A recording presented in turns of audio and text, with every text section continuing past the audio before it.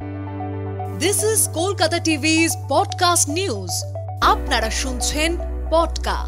Bharat trophy জিতেছে, লজ্জায় অনুষ্ঠানে এলো না আয়োজক পাকিস্তান। আমি শুভাঙ্গী, শুনুন বিস্তারিত। পাকিস্তানে খেলতে যাবে না আগেই জানিয়ে দিয়েছিল ভারত।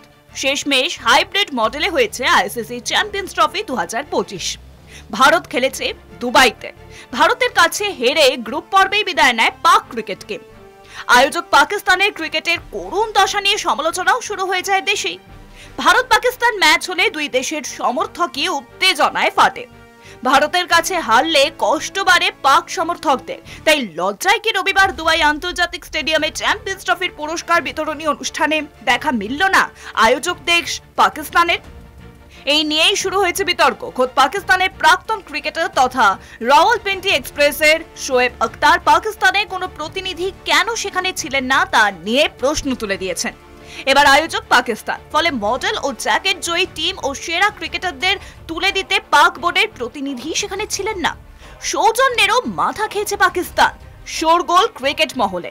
ভারত নিউজিল্যান্ডকে 4 উইকেটে হারিয়ে তৃতীয়বারের জন্য আইসিসি চ্যাম্পিয়ন্স ট্রফির খেতাব জিতে নেয়। পুরস্কার তুলে দেন আইসিসি প্রধান জয় শাহ, বিসিসিআই সভাপতি রজার বিনি এবং বিসিসিআই সচিব দেবজিৎ সাইকিয়া। সেখানে দেখা যায়নি এবারে চ্যাম্পিয়ন্স ট্রফির আয়োজক পাকিস্তান ক্রিকেট বোর্ডের প্রতিনিধিকে, আর তা নিয়েই যে শুরু হয়েছে জোর বিতর্ক।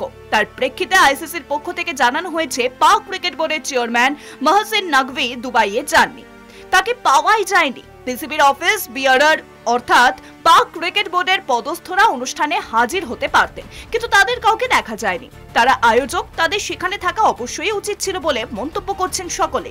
তবে পিসিবির পক্ষ থেকে অন্য দাবি করা হয়েছে, তাদের সিইও সেখানে হাজির ছিলেন, কিন্তু সেখানে আইসিসির তরফে তাকে নাকি ডাকা হয়নি।